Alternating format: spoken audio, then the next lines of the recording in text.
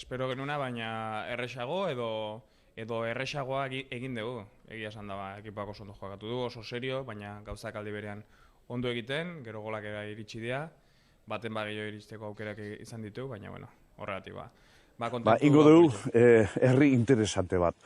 Zergaitik, bakoitza bere kulturakin, markatzen du biziontan, zein gehan, noa goazen, noa nio aliatuko gehan, eta kultura oso ona bali bada, oso urruti da. Casting baten bitartez, casting bat egin zidatenan Madrilen, ikusita zeukaten Loreak pelikula, eta bueno, nitaz akordatu eta egin zidaten castinga.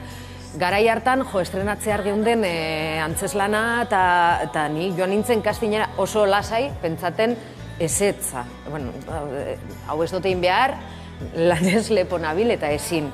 Enaz etorriko Madrila bizitzera, telesail bat egitera. Hori, horaxe, Sevillan, Malagan, Kadizen, ume txikik eta etortzeizkiu, eta bai, kabenzotz, esateu, Nola auskatzen dut hori? Auskera.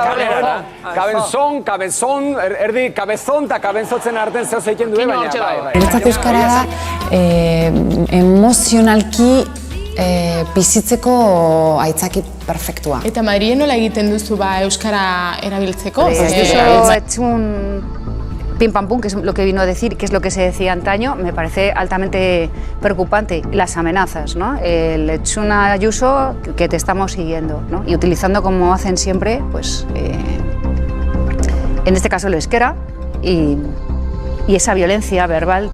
Goizetan egunon eta gauetan gabon, ilargiko leioan Nobita eta Doraemon.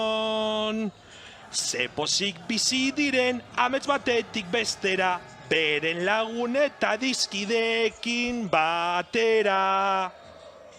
Katu kosmikoa ere bada, bai, egia da hori!